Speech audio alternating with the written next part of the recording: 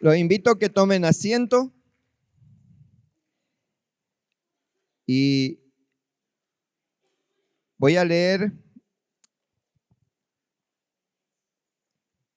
el Maftir, que esta es una Haftará especial del séptimo día de Pesaj.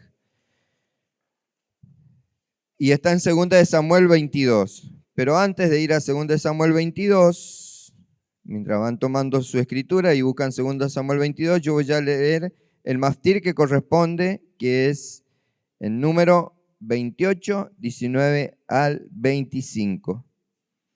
Y dice así. Número 28, 19 al 25 dice: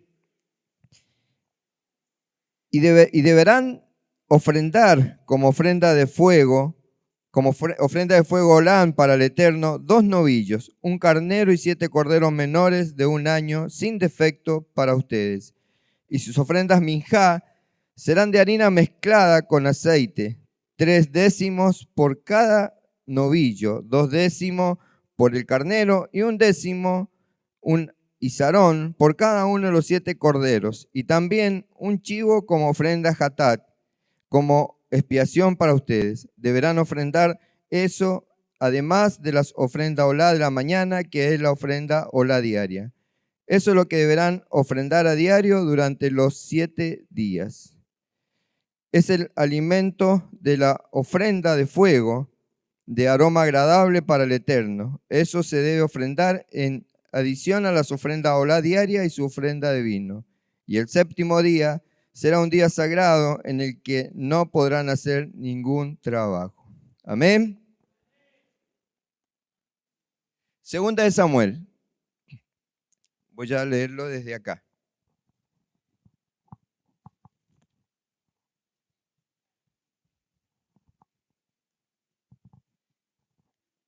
Segunda de Samuel es todo el capítulo, 2 de Samuel capítulo 22. Salmo, dice cántico de liberación de David, el Salmo 18, del 1 al 50, es lo que está también escrito, este cántico. Lo leemos, dice: David dedicó este cántico al Señor cuando el Señor lo libró de Saúl y de todos sus enemigos. Estas son sus palabras: Señor, tú eres mi roca y mi fortaleza, eres mi libertador. Dios mío, tú eres mi fuerza, en ti confío.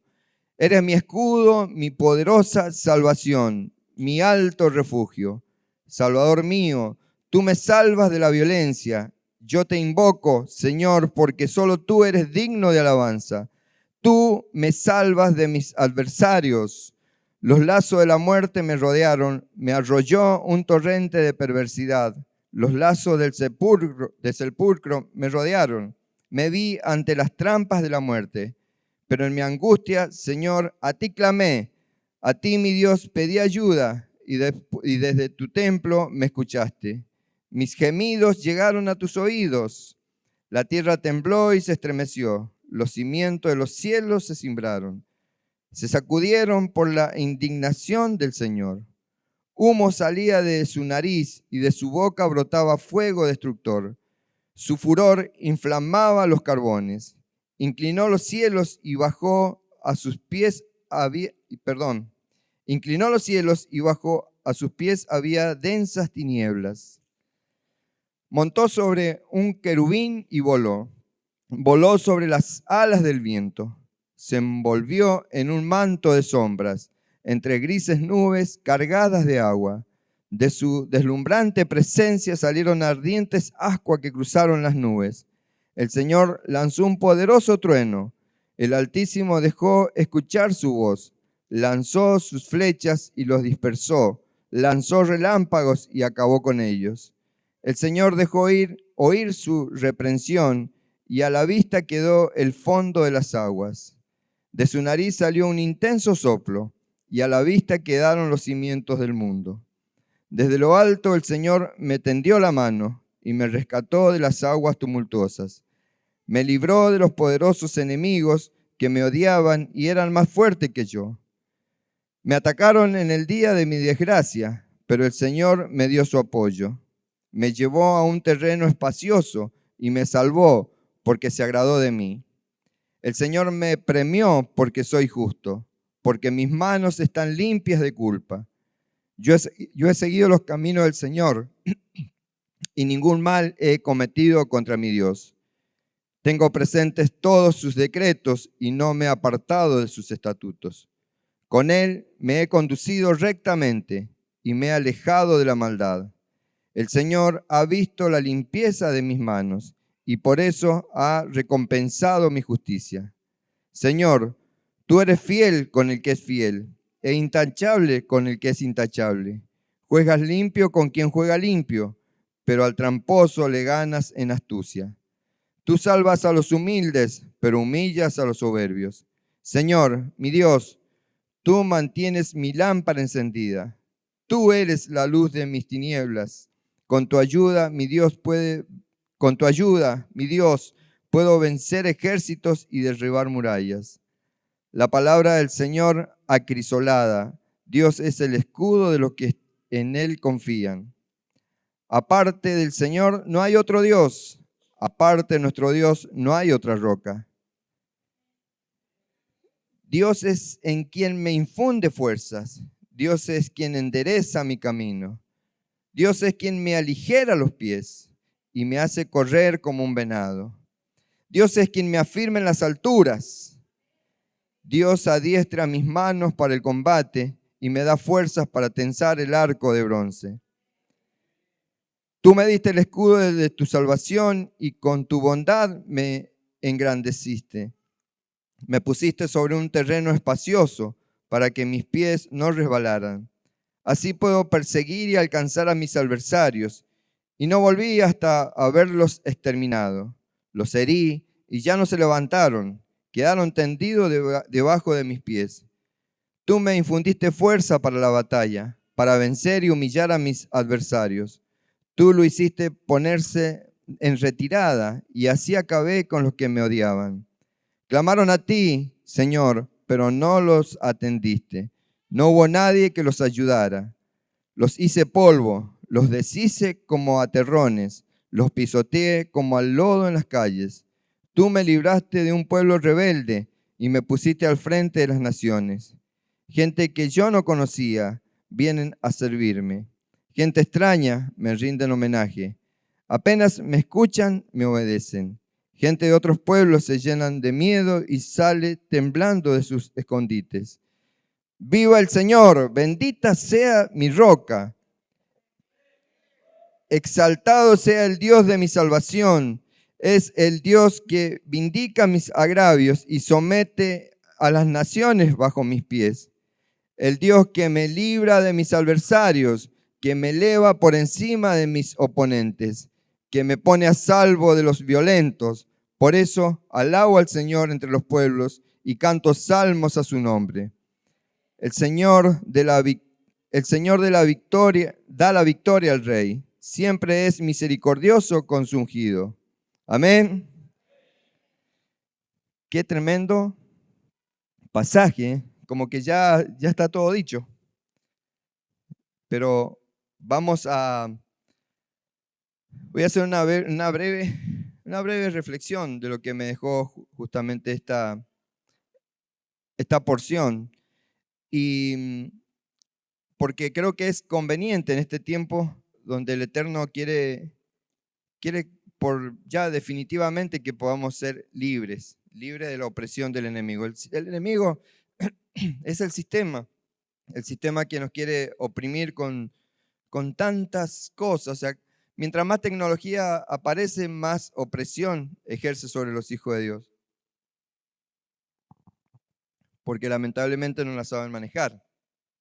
Este cántico de David no es solo una poesía, o sea, no es solo un agradecimiento, sino es justamente una composición profética y mesiánica, que justamente al leerla en este séptimo día, podemos establecer una conexión espiritual entre lo que fue la liberación del pueblo de Israel en el mar, las batallas de David y la redención final por medio del Mesías.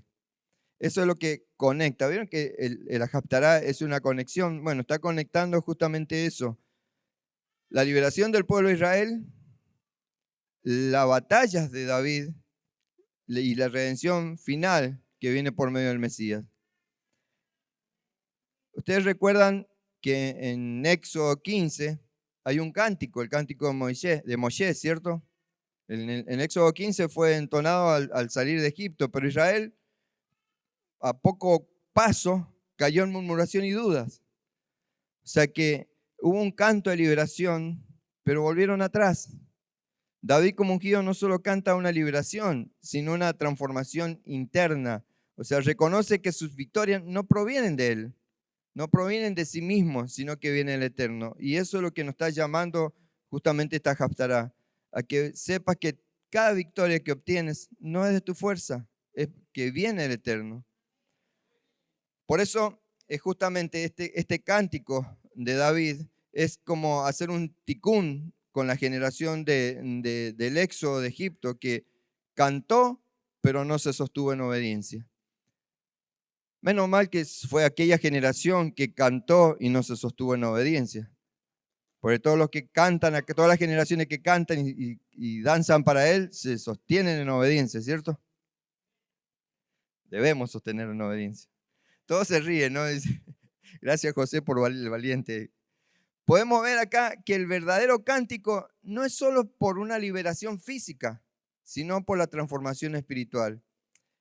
Yo he conocido personas que mientras estaban presos, o sea, por distintas circunstancias, no sé, pueden estar estado con la famosa tobillera, no sé cómo le llaman, y constantemente en contacto conmigo, hablándome de Dios, que no, que sí, que Dios, que gracias, que Dios. En cuando le sacaron la tobillera, parece que esa tobillera lo tenía preso a Dios, y cuando vieron su libertad, que en realidad no es libertad, es volver al exilio, volver otra vez al lugar donde estabas en opresión, dejaron de comunicarse. Ya Dios ya no les sirvió, ya como que Dios era, no sé, su droga para pasar ese momento. No sé si han conocido personas que han estado cautivos, o sea, por causa de alguna transgresión a la ley, y te hablan de Dios, no, sí, porque, y después cuando quedan libres, chao Dios, vuelven otra vez a Egipto. Israel salió de Egipto, pero Egipto no salió de ellos. Y ese es el tema, de que muchas veces no es de que vos seas libre de moverte donde quiera, que eso a veces, ya siempre lo he dicho, es mal interpretada esa libertad, porque en sí no es una libertad, porque estás en un cautiverio y te moves donde el sistema te dice.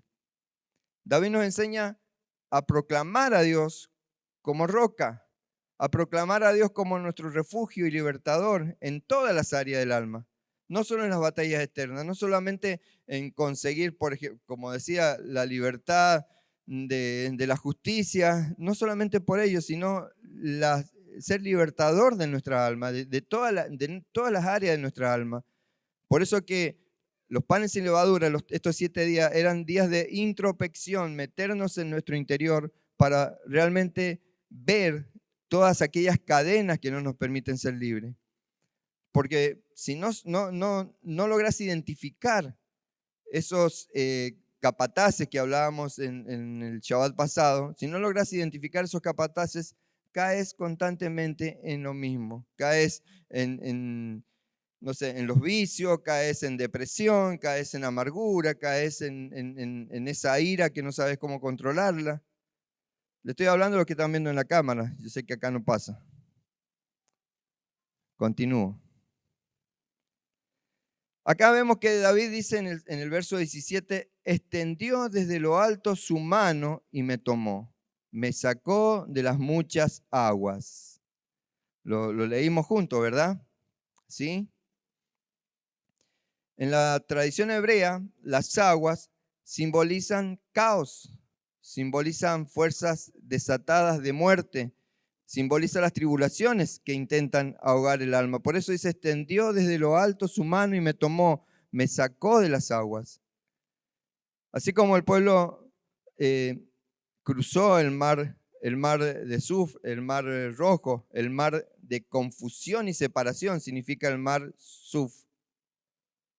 David atraviesa las aguas espirituales justamente de la persecución, del miedo y el quebranto, porque la peor persecución que puedes tener no es una persona con un cuchillo o una espada. La peor persecución que tenés son los miedos, esos miedos interiores, esos miedos a soltar algo, esos miedos a avanzar, a dar ese paso de fe, esos miedos no sé, a la escasez, no sé cuáles son tus miedos. Pero acá David no está hablando solamente de los generales, de las grandes batallas, sino de la batalla que él estaba librando en su interior.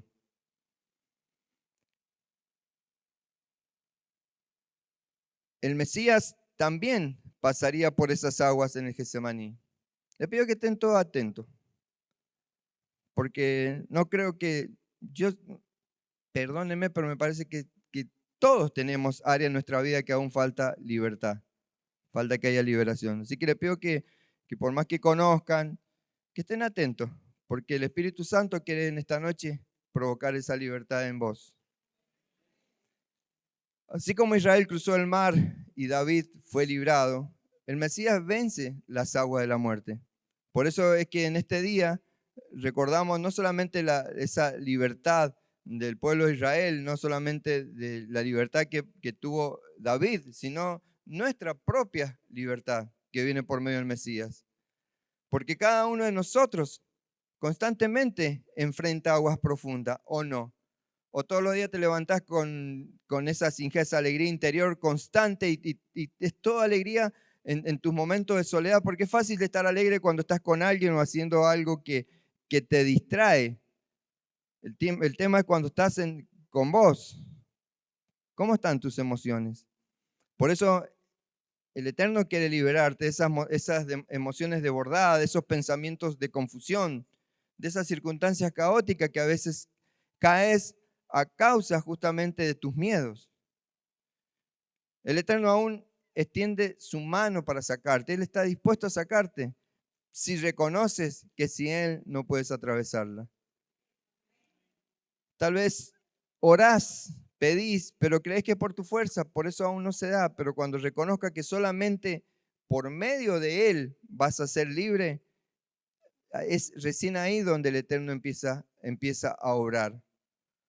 Porque el Eterno no está para elevar tu ego, para creértela que vos todo lo podés, que vos solo, yo solo salí de esto, no, porque yo fui, no, porque eso infla de tal manera el ego que te hace perder la visión de tu camino y siempre vas a estar dando vuelta en el mismo desierto.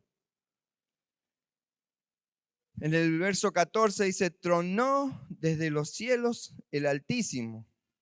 O sea, es el tronó, el símbolo de la intervención divina por encima de las fuerzas naturales. Este trueno es el eco justamente en el Sinaí. ¿Recuerdan cuando fue dado el decálogo en el monte Sinaí? ¿Recuerdan que se sentían truenos? O sea que los truenos es el eco justamente del Sinaí, de la revelación, de esa palabra que fue revelada a nosotros, de la voz que sostiene el universo y se mantiene para liberar. Esos ruidos ensordecedores que escuchaban el pueblo del Sinaí era la voz del Eterno, que muchas veces a vos también tal vez te confunde esos truenos porque no estás dispuesto a escuchar la voz de Dios. Porque recuerden que en el monte Sinaí, el pueblo, ¿qué dijo? Le dijo a Moshe, está bien, andá voy a escucharlo vos. Nosotros nos quedamos no vaya a hacer que muramos. Acercarte a Dios no te tiene que dar miedo, no tenés que pensar que el acercarte a Dios va a provocar tu muerte. El acercarte a Dios es cuando realmente empezás a vivir. El trueno representa justamente la palabra viva, o sea, ese dabar, esa palabra creativa de Dios, que separa justamente lo que es la luz de las tinieblas, lo que separa el caos del orden. Esa es la voz, la palabra viva de Dios, ese dabar.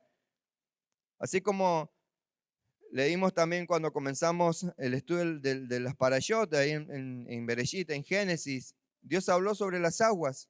Así es en Pesaj, así es en David.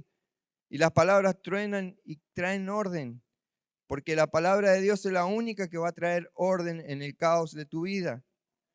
Por eso es mi constante insistencia de que estén atentos al estudio de las porciones, que sigan las porciones, que traten de seguir por ejemplo, las aulas virtuales del apóstol, que traten de estar constantemente escuchando la palabra de Dios, porque solamente la palabra de Dios es lo que trae orden, porque es esa palabra viva. La palabra de Dios es creativa. Por eso, cuando permitimos que su palabra resuene como trueno en nuestro corazón, se rompe cadenas antiguas, se rompe todas esas maldiciones generacionales, o sea, todo ese pasado de que siempre, no sé si a alguien le ha pasado, siempre están acusando no sé, al abuelo, bisabuelo, al tatarabuelo, no sé, a Adán y Eva por haber pecado y a causa de ese pecado yo tengo esta vida así. ¿Han escuchado a esa persona? Que siempre se están quejando por lo que los otros hicieron y no escuchan esa voz y no escuchan la voz del Eterno, no escuchan la voz de Dios, no escuchan la palabra de Dios para que realmente ese trueno en nuestro corazón rompa todas esas cadenas antiguas, rompa todas estructuras mentales egipcias, todas esas estructuras mentales que nos tenían en Misraín, en ese lugar de opresión, de encierro. El escuchar esa voz, esa palabra de Dios, podemos pasar al otro lado. Podemos pasar a esa tierra prometida que tanto anhelamos.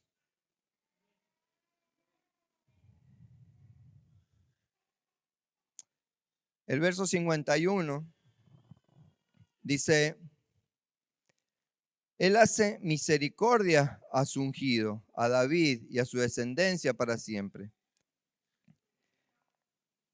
Él hace misericordia a su ungido, a David y a su descendencia para siempre. O sea, aquí está el decreto justamente revelado de lo que esta Haftará, el secreto, perdón, de qué es lo que esta Haftará nos está dejando. O sea, este cántico no es solo personal de David, sino que es algo profético hacia el Mesías Ben David. O sea, la victoria final, el rescate último de Israel y de las almas del mundo, viene por el ungido, viene por el Mesías. Por eso cada liberación que recibimos en cuerpo, en alma y espíritu es por amor al pacto de su ungido. O sea, esa sanidad que recibiste es por amor al Eterno. Esa sanidad de cuerpo, esa sanidad de alma es por amor al ungido, por amor a ese pacto. O sea, no se sostiene por mérito humano, sino por la fidelidad del Eterno en el pacto mesiánico. Porque hermanos, convengamos que no, como decía el soldado romano, no soy digno de que entres en mi casa. Porque cuando él se nos acercó, cuántas impurezas. Por eso, pero él lo hizo por amor al pacto que había hecho con su ungido. Por amor a Yeshua, él te dio la vida. Por amor a Yeshua, él en esta semana que se fue, no sé cuántas veces te habrá librado de la muerte. Porque a veces no nos damos cuenta de cuántas veces somos librados de la muerte. Porque el enemigo siempre va a intentar destruir a aquellos que están despertando, porque son peligrosos. O sea, vos sos peligroso si estás escuchando la palabra de Dios hoy, porque vas a llevar a otro que está en oscuridad, en tinieblas, va a ser instrumento del Eterno para justamente traer vida, para poder sacar de la esclavitud a aquellos que están en este tiempo esclavos de su propio ego, que a la larga ese ego, ese yo, los lleva a pecar en adicción y no sé en cuántas, en robar. ¿Por qué? ¿Por qué el ladrón roba? Porque su ego es tan grande que él cree que lo que hace está bien porque los otros tienen y él necesita. Es todo el ego. Por algo dice Gálatas 2:20 que nosotros tenemos que, como hijos redimidos, cada mañana decir lo que dice Gálatas 2:20, ya no vivo yo, mas Cristo vive en mí. Mi ego ha sido crucificado, mi ego está en esa cruz. Miren esa cruz. Yo ahora mientras cantábamos, yo digo, qué tremendo ver justamente esa corona de espina porque Él pasó por esa cruz, sufrió el dolor, pero ahora está sentado a la diestra del Padre.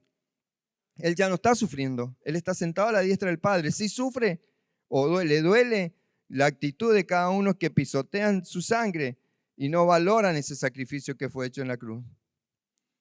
En Pesaj, nosotros celebramos la primera redención, pero anhelamos la redención final, o sea, cuando venga el Mesías a buscar a su amada, a su iglesia. En este séptimo día de Pesaj, justamente esta Haftará, nos recuerda que así como Israel fue sacado del mar y David de sus aguas profundas, así vos, yo, podemos ser liberados de las aguas del caos emocional, ser liberados de ese caos espiritual, de ese caos existencial que siempre te está llevando a caer en enfermedad. Nosotros no podemos estar constantemente cayendo en enfermedad. Hay dos cosas, o somos muy descuidados con nuestro cuerpo que no lo cuidamos, o estamos en ese caos emocional, porque el caos emocional es el que provoca enfermedad. A ver, si te comiste, no sé, 5 platos de ñoqui, más vale que te va a reventar el hígado, no sé. Pero si vos te cuidás y estás constantemente cayendo en enfermedad, es porque hay un caos emocional en tu vida. Qué poco amén, ¿eh? No, no, pastor. El doctor me dijo que mi enfermedad es a causa de que Cristóbal Colón tenía azúcar en la sangre, no sé. Por eso yo tengo azúcar en la sangre. ¿O no? Por lo primero que te dicen el médico, ¿y algún pariente que sufriera? ¿Es o no es? Decirle al médico cuando te dice, no, doctor, es por el caos emocional que tengo en mi vida, por eso estoy sufriendo esto. Y de paso capaz que lo convertí al médico. Pero no solo se trata de cruzar, sino de reconocer, como David, que la verdadera fortaleza viene del Eterno, porque el pueblo de Israel cruzó, pero no reconoció que la fortaleza venía del Eterno. Por eso dudó cuando tenía hambre. O sea, imagínense en qué cabeza cabe que si Dios hizo un tremendo milagro en el pueblo de abrir el mar, que fue el más reciente, las plagas, que de todo lo que, de lo que el Eterno le mostró su poder, y no iba a poder darle alimento para su barriga. ¿En qué cabeza cabe todos los milagros que Dios ha hecho en tu vida y pensás que esa pequeñez que estás pasando, esa circunstancia? Primer milagro que tenés en tu vida. Yo hace 60 y pico años que ocurrió el primer milagro en mi vida, que estoy vivo. Yo soy un milagro. Cuando nosotros nos reconocemos que somos un milagro y ahí decimos, wow, si Dios me dio la vida, no me va a poder sacar de esta circunstancia. No, pastor, pero usted no sabe cómo nací yo. ¿En qué circunstancia? A Dios no le importa en qué circunstancia naciste. A Dios le importa a dónde te quiere llevar. No le importa en dónde estás hoy, le importa a dónde te quieres llevar. Y eso es lo que vos tenés que ver y creer, que si Él permitió que hasta este día estuvieras vivo es porque hay un propósito en tu vida. Porque hay tantos que están muriendo en la ruta o tantas muertes últimamente. Asesinato, cuántas cosas. Y si Dios permite que estés vivo es porque hay un propósito. Sea agradecido con ese milagro, que el primer milagro lo ves cada vez que te peinás, si te peinás, frente al espejo todas las mañanas. No empecé a mirar a ver si todos se peinan. No solo se trata de cruzar ese mar, sino de reconocer, como David, que la verdadera fortaleza es del Eterno y que cada liberación personal es un anticipo del día que su ungido reinará. O sea, es un tiempo donde el ungido reinará y todas las lágrimas serán enjugadas. Eso es lo que nosotros tenemos que estar conscientes.